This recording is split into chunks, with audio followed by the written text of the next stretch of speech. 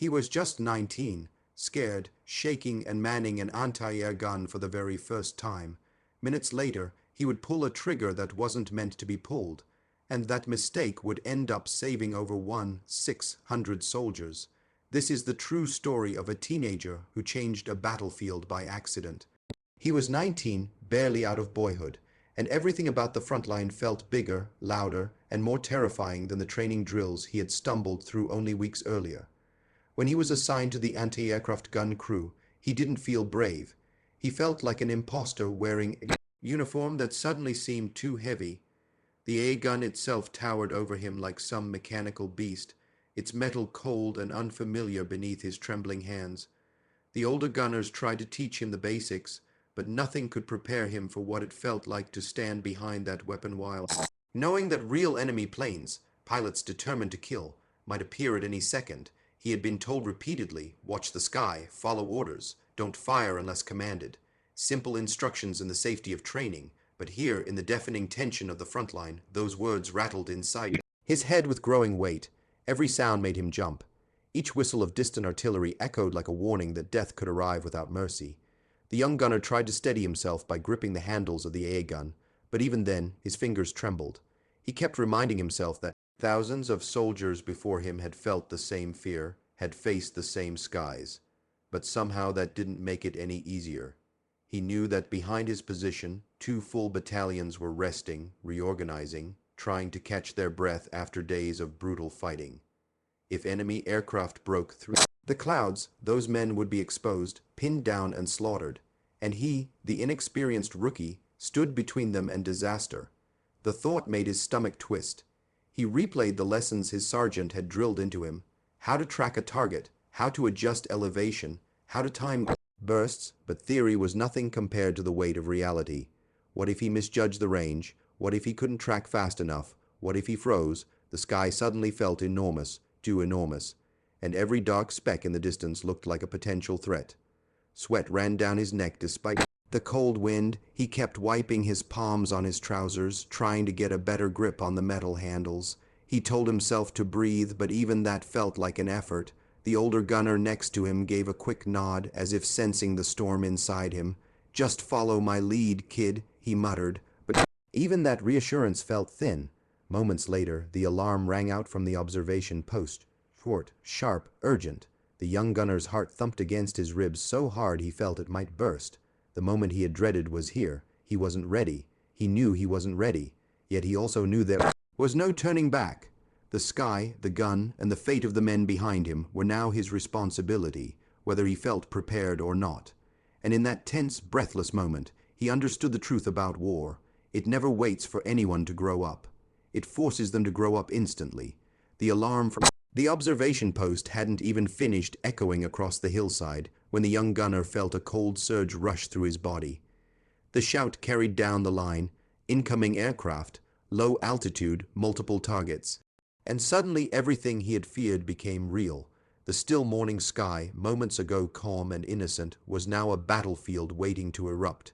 He lifted his eyes and scanned the horizon, and there, far away but closing fast, were the dark specks he had dreaded. Enemy aircraft flying in tight formation, slicing through the air with terrifying precision. At first, he tried to convince himself that maybe they wouldn't come this way. Maybe they'd change course. Maybe someone else would engage them before they reached his sector. But the flight path was unmistakable. They were heading straight toward the 2 battalions resting behind the ridge. Hundreds of men were scattered across the area, repairing equipment, eating, trying to sleep, completely unaware that death was speeding toward them with engines roaring and payloads of destruction locked under their wings. The young gunner felt his breath shorten. This wasn't a drill. This wasn't an exercise. These planes were coming to kill. The formation grew larger, clearer. The rumble of engines began to vibrate through the ground beneath his boots. He could see the sun glinting off the aircraft's metal skins, see the perfect discipline with which they held formation, wings almost aligned like the teeth of a deadly machine. He'd been warned that this enemy squadron was experienced, pilots who had flown dozens of missions, men who knew exactly how to break morale and cripple frontline positions. And now they were lining up for what looked like a brutal and devastating bombing run. For a moment, everything slowed. The young gunner's senses sharpened. He could hear the rapid bark of orders as crew chiefs shouted commands, the quick footsteps of soldiers scrambling for cover, the clanking rise of other AA guns being aimed skyward. His own crew moved with practiced efficiency, swinging the weapon into position. But even with the chaos around him, the young gunner felt a strange kind of clarity. He knew precisely what this moment meant. If the planes reached their target zone, the battalions behind him would be torn apart before they could defend themselves. He imagined the camp exploding into flames, soldiers running for their lives, the air filled with smoke, shrapnel, and screams. And he stood there, a single rookie, holding the weapon meant to stop it. Yet for all the urgency, the distance between him and the incoming aircraft felt suffocatingly small. They were closing in far quicker than he expected. His throat tightened as he watched their altitude drop even further. They were coming in low, likely to avoid radar detection and minimize reaction time. It was a clever tactic, but meant that once they entered his firing range, every second would matter. A delay of even a heartbeat could prove fatal. He wiped the sweat from his brow, hands slick and trembling. The older gunner shouted coordinates, corrections, commands. But all the young soldier could focus on was the stark realization that within moments he would be faced with the very thing he had spent weeks trying to prepare for. The aircraft roared closer, and the sky itself seemed to narrow, funneling all danger, all fear, all responsibility directly onto his shoulders. The attack was coming, unstoppable and merciless, and the only thing standing in its way was a frightened 19-year-old who had never fired his AA gun in real combat before. The roar of the engines grew louder, shaking the air and rattling the metal frame of the AA gun. His crew worked around him with sharp, practiced precision. But inside his chest, panic was spiraling. Commands were shouted: range, elevation, angle, wait for the signal. But the young gunner's ears were buzzing. His heartbeat drowned out everything. He tried to steady his grip on the handles, but his palms were slick, his fingers trembling uncontrollably. He forced himself to focus on the lead aircraft, tracking its movement exactly the way he had been taught. But training had never prepared him for this moment. Real enemy planes, real bombs, real lives hanging in the balance. His mind raced. What if I'm too slow? What if the gun jams? What if I miss? Each thought stabbed deeper, and the fear that he might fail the battalions, fail his crew, fail himself, tightened around his chest like a vise. The older gunner beside him was calling out adjustments, but the words felt distant, muffled by the overwhelming rush of adrenaline. The sky seemed to press down on him, shrinking everything to the terrifying shape of the oncoming aircraft. They were seconds away now. He adjusted his aim, felt the vibration of the weapon through his arms, and braced himself to fire when the order came. But then, in the pressure of that moment, something snapped inside him, not in a way that brought clarity or control, but in a surge of instinctual fear. His body reacted faster than his training, faster than his crew, faster than the command that had not yet been given. His fingers squeezed the trigger. A violent jolt tore through the gun as it erupted with a deafening blast. The weapon kicked back so hard he nearly lost his footing, but the burst of tracers shot upward, streaking across the sky like a blazing, uncontrolled scream of panic. It took him a split second to realize what he had done. He had fired without permission. He had broken the most important protocol drilled into every AA crew. He had acted before the gun captain's command, before the calculations were finalized, before the other guns could synchronize their fire. The older gunner snapped his head toward him, eyes wide with shock and anger. Someone shouted, "Who fired? Who fired?" But the young soldier couldn't speak. His breath caught in his throat. His hands froze on the trigger. He felt as if his entire body had turned to stone. Shame crashed over him like a wave. He expected to be yanked away from the gun, cursed at, punished on the spot. In that crushing moment, he was certain he had doomed the entire defense. His mistake would cost lives. He had ruined the timing, ruined the plan, ruined everything. The sound of his own gunfire still echoed in his ears, mocking him with the realization that fear had taken control. He wanted to disappear, to sink into dirt, to undo what he had done, but there was no going back. Then his eyes snapped upward, And he saw something he had never expected. The enemy aircraft reacted. Their formation wavered. One plane veered slightly. Another hesitated. The burst he had just fired exploded in the air ahead of them, catching the pilots off guard. His accidental shot had forced them to adjust, breaking the lethal precision of their attack run. But he didn't understand that yet. All he knew was that he had made a mistake so loud and so bright that the entire sky seemed to hold its breath. The burst he had fired, too early, too panicked, too out of sequence, still glowed in the sky, a sudden flash of fire and smoke hanging in front of the oncoming aircraft. For a heartbeat, the young gunner could only stare, frozen between dread and disbelief. He expected the planes to push through the burst, unhindered, to continue their deadly dive toward the battalions behind him. But something entirely different happened, something he could never have predicted. The enemy formation didn't absorb the impact and continue. Instead, it reacted instantly and chaotically.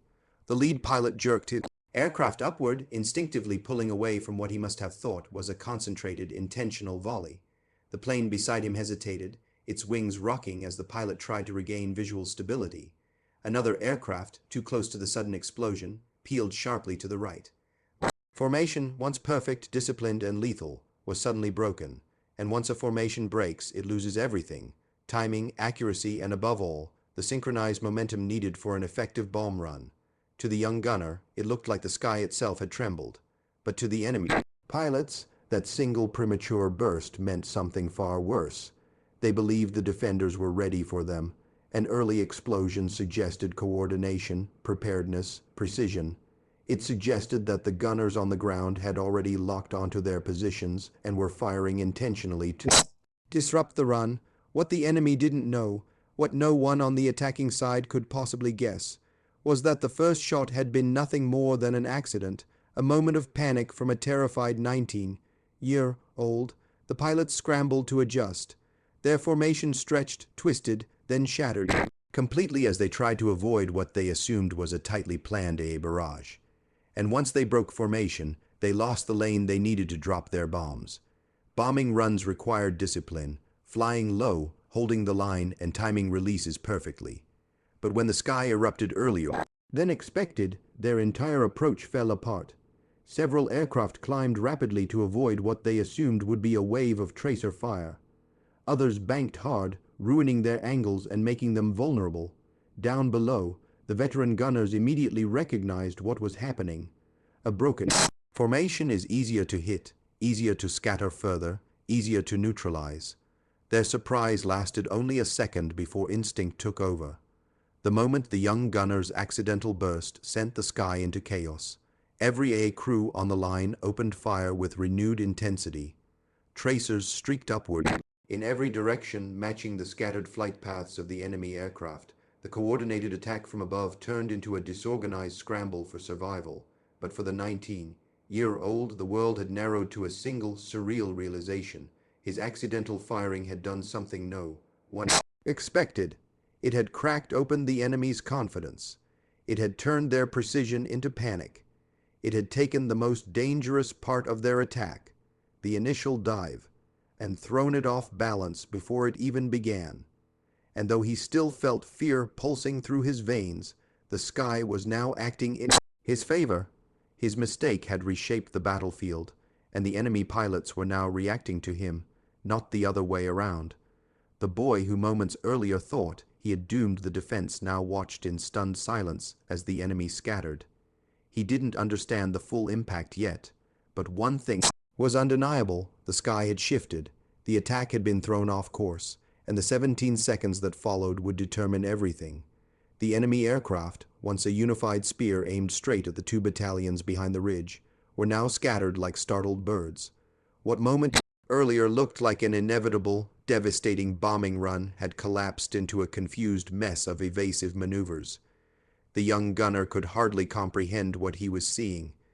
His hands still trembled on the controls, his heart still pounded, and yet the battlefield was shifting in real time, reshaping itself around that single accidental burst. The other A crews were no longer waiting for perfect timing or synchronized orders. They were seizing the opportunity. The hillside erupted with coordinated fire. every gun tracking the broken aircraft zigzagging overhead. What should have been a deadly, precise attack had turned into a battle of reaction and panic. The enemy pilots, forced out of formation, struggled to regain control. Their carefully planned approach routes were useless now. Without formation discipline, they could no longer execute their bomb drops with accuracy.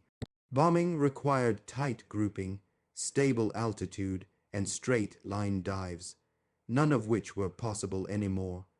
One plane dropped its bombs too early, and the explosives fell harmlessly into an empty stretch of field, throwing up dirt but no casualties. Another aircraft, unsure of its position after the abrupt evasive maneuver, overshot the entire target zone and was forced to pull up sharply to avoid crashing into a hillside. The gunners on the ground saw their chance. The enemy planes that climbed to regain altitude exposed their underbellies, perfect targets for AA fire. Tracers lit up the sky in long, controlled bursts.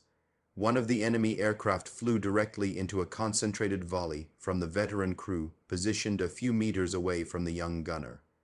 The explosion was immediate, a fireball that spiraled toward the ground before smashing into the forest behind the ridge. Men on the ground didn't cheer. They were too focused, too hardened, too aware that the fight wasn't over. But the energy shifted.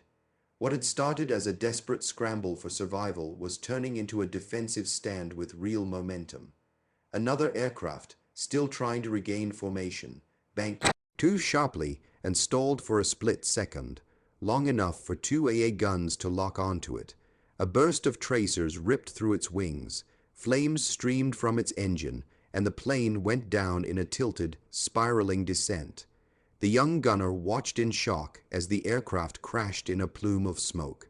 He hadn't fired again yet. He was still processing the fact that he had fired at all, but the battlefield was responding to what he had begun. The pressure on the remaining attackers intensified. Their chaotic flight paths made them easy targets, and as more guns locked onto them, the sky lit up with intersecting lines of tracer fire. The aircraft that survived the first wave of confusion now faced an even bigger threat, a fully awakened, fully coordinated defensive line, and the pilots knew it. You could almost sense their desperation as they aborted their attack run entirely. Instead of looping around for a second attempt, they began climbing, turning away, breaking contact. Their mission had failed. From the ground, the shift was unmistakable. The two battalions, men who had been moments away from being trapped beneath a devastating bomb strike, now watched as their attackers retreated. The young gunner's crew chief shouted new orders, directing fire at the fleeing aircraft. The boys snapped back into action, adjusting the AA gun again, this time with a steadier grip. The fear was still there, but something else had joined it: focus. The hillside guns continued firing until the enemy squadron was finally out of range, some aircraft trailing smoke, others climbing as fast as their engines would allow. The adrenaline surged in the young soldier's veins as he realized what had just happened. The attack hadn't just been delayed, it had been completely broken. Battalions were safe, and the turning point, improbable as it seemed, had been triggered by one terrified 19-year-old who thought he had ruined everything. He didn't know it yet, but the commanders watching from behind the ridge were already piecing it together. Something had disrupted enemy timing, something had thrown the pilots off, something had saved hundreds, maybe thousands of lives, and that something had come from the gun position occupied by the rookie who still believed he was moments away from being reprimanded. When the last enemy aircraft disappeared into the distance, leaving only trails of smoke and fading echoes behind, the hillside finally fell quiet. The AA guns lowered one by one, the crews catching their breath, wiping sweat from their brows, exchanging glances that mixed relief with disbelief. Amid them all stood the 19-year-old gunner, his hands still locked on the handles of his weapon as if letting go would make everything collapse around him. He wasn't celebrating, he wasn't relieved, he was terrified, terrified of what would happen when his crew chief finally confronted him about firing too early, breaking protocol and acting out of fear. In his mind, he hadn't done anything heroic. He had made a mistake, a loud one, and he was certain the punishment would be just as loud. But instead of anger, something unexpected happened. The senior gunner who had been beside him throughout the attack walked toward him, not furious, not shouting, but staring at him with an expression the young soldier couldn't identify. It wasn't disappointment, it wasn't rage, it was something closer to confusion, and maybe faintly respect. "Kid," the veteran said quietly, "do you even know what you just did?" The young gunner swallowed hard and shook his head. His voice had abandoned him. His mind was still stuck replaying the moment his finger had squeezed the trigger on its own. He expected the veteran to scold him, to lecture him, to tell him how badly he'd messed up. But the older man simply motioned for him to follow. They walked a short distance toward a small lookout point near the ridge. Officers were gathered there, commanders, spotters, men responsible for understanding the battle in a way the gunners on the front line couldn't. They stood over maps, binoculars still pressed, their faces talking rapidly as they analyzed what had just happened. When the senior gunner approached, one of the officers turned, his expression stern. The 19-year-old felt his stomach drop. This is it, he thought. This is where they tell me I ruined everything. But instead, the officer asked, which gun fired the first volley? The senior gunner pointed to the rookie's position.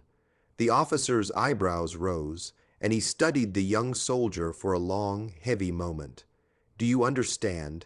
he said, speaking slowly, "that your opening burst forced the enemy formation to scatter before they entered their drop zone?" The young gunner could only stare. "Sir, I didn't, I thought." The officer cut him off. "Whatever you thought, son." That single burst changed the entire engagement. Another officer stepped forward, binoculars lowered around his neck. If they had stayed in formation, he said, they would have dropped their bombs dead center on our battalions. We'd be dealing with hundreds of casualties right now, maybe more. His voice softened. Your timing wasn't a mistake. It saved them before they ever knew they were in danger. The 19-year-old felt the world tilt beneath him. Saved them, him, the boy who couldn't even control his trembling hands, the boy who was certain he had acted out of fear. He tried to process it, but it felt impossible. He hadn't planned any of it. He hadn't been strategic or calm or disciplined. He had simply reacted, and somehow that reaction had created a window, just a brief, fragile window, that allowed every other gunner on the line to strike at the perfect moment. As the weight of the moment settled over him, soldiers from the battalions behind the ridge began walking toward the A positions. They had heard the distant explosions. They had seen the enemy retreat. They knew something extraordinary had happened. One of them, a lieutenant still covered in dirt from a foxhole, approached the young gunner and placed a hand on his shoulder. "Whoever fired that first shot," he said, "tell him he kept a lot of us alive today." The young soldier's throat tightened. He couldn't form words. He couldn't explain that he didn't deserve the praise he was receiving. But maybe that was the point. Sometimes the line between panic and heroism is thinner than anyone expects. And sometimes the battlefield doesn't reward perfect decisions. It rewards instinct, action, and courage that doesn't feel like courage in the moment. He would never forget what the officer said to him before dismissing the gun crews back. "Their posts, son. Fear didn't control you today. It moved you." And because of that, 2 battalions get to see another sunrise. The 19-year-old didn't celebrate. He didn't boast. He simply went back to his gun, hands still trembling, but now for a different reason. Without meaning to, without planning it, he had changed the course of an entire battle. And though he still felt like the same scared young man he had been that morning, the world around him now saw something else, something he hadn't yet learned to see in himself. A hero. That 19-year-old never saw himself as a hero. He never bragged about what he did. For years, he believed that he had simply made a mistake, fired too early, disobeyed protocol, panicked under pressure. But sometimes history is shaped not by flawless decisions, but by imperfect moments that happen at exactly the right time. 2 battalions lived to fight another day because a teenager trusted his instinct when fear tried to paralyze him. And that's the truth about courage. It doesn't always feel brave. Sometimes courage feels like trembling hands, pounding heart, and a decision you don't fully understand until long after the dust settles. Remember his story, not because he was perfect, but because he proved that anyone, at any age, in any moment, can change the outcome of everything.